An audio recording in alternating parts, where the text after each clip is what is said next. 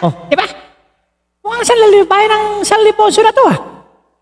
ano nga ba eh, bayan na yun, San Liponso. Kaya kita mo medyo ano na tayo, medyo busy na.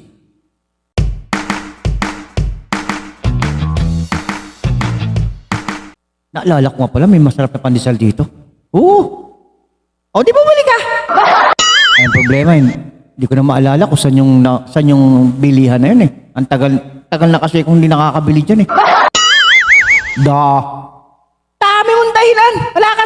Ayaw mo lang bumili kasama ako. Ay, hindi siya ganun. Talagang, hanggang ngayon iniisip ko nga yung tindahan ng pandesal na yun. Kasi huwag mo muna ako kasapin, nag-iisip ako. Ikaw muna magsalita. O sige, ako na bahala. Ayan o, ta. Ba't ano ba sasabihin ko dito?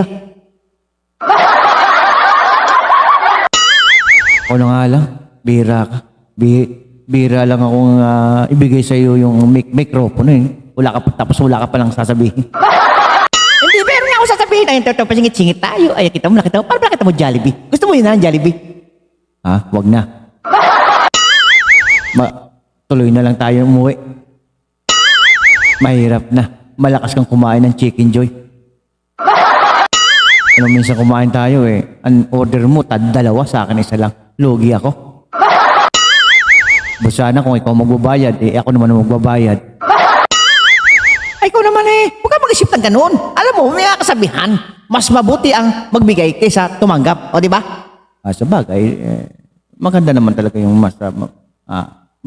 mabuti yung magbigay kaysa tumanggap. Kaya naman sinasamantala mo ko. Hindi sa ganun ikaw naman. Sige, magtanong. Uwi na nga lang tayo. At baka, mahirap na. Talagang mahirap na eh. Kita mo naman eh. Yan, tinan mo, nakalampas na tayo. Hindi ko na maalala kung nasaan na tayo. Kasi inaano mo ko, parang malapit na yung tindahan na yun eh. Alam ko, banda rito lang tindahan na yun. Yung bilihan ng pandesal. Masarap pa na nga ang pandesal doon. Ay kaya lang, hindi ko na maalala kung saan yung nakapwesto na yun. Siyempre, alam mo yung pagka yung mga lugar na bihira mo mapuntahan, minsan nakakalimutan mo rin eh. Ay, sa bagay, talagang ikaw naman eh, kahit kailan eh, makakalimutin ka. Basta tayo na sa El Deponso na. Ngayon, kita mo, anduwag.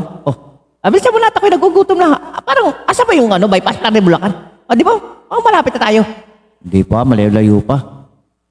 Dapat kanina ka pa nag-voice over. Hindi nga ako nakapag-voice over, nagtawag dito, nagluko yung aking nung aking B8 sound, ayaw nang gumana. Anong ginawa mo? Lobat pala. Kala ko sira, lobat pala. Si Kuya. Tapos si Kuya patawa-tawa pa. Sabi ko, Kuya, sige na Kuya, ano ka na? Sulong ka na. Sabi niya, wag na lang, sige ikaw na lang at may hinihintay pa ako. Ang bait ni Kuya. Ay, teka si Kuya, shoutout ha. At dadaan nga pala ako dito, nakalimutan ko, wala pala tayong gasolina. Ubuti na lang, hindi tayo kumain.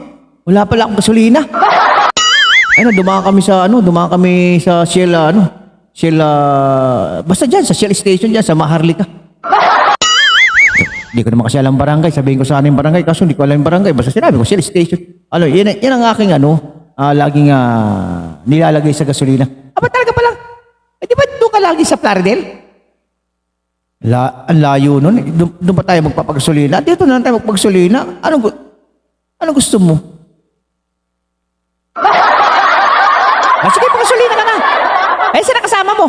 Kaya nga ka magpapagasolina kasi yung kasama ko wala ng gasolina eh. Yung motor niya, ang laman lang yata ng tangke nun ay 3.5. Ay pag kami nagbiyahe ng malayuan, hindi siya uubra sa TMX kasi 8.6, 8.5 yata ang laman ng TMX. Di ba? Ang laki ng diferensya. Naman pala laki ng diferensya ng tangke nyo, no? Ay, oo, hindi siya ubra sa akin eh. 8.5 eh. Pagka magtakbuhan na medyo matagal-tagal eh, ay talaga na may matipid din sa gasolina. At saka hindi naman ako mabirit. Ala na eh, talagang maubusan siya sa akin. Kaya sabi ko, dahil muna tayo ng Shell at magpagasolina tayo dahil malayo-layo pa yung yung babiyahe natin. Sabi ko, full tank mo na yan. Kita mo, may pera ka pala. Tapos kakain sa Jollibee, ayaw mo. Dadalhin mo pa ako sa bilihan ng pandesal, may pera ka pala. Siyempre, alam mo, yung tao, pag alam mong malakas, bakit mo yayayain? Malakas nga, yayayain mo. Ako, purdoy ka. Hindi ka niyaya dahil alam kong 2 chicken joy, kulang sa'yo. Wag na lang.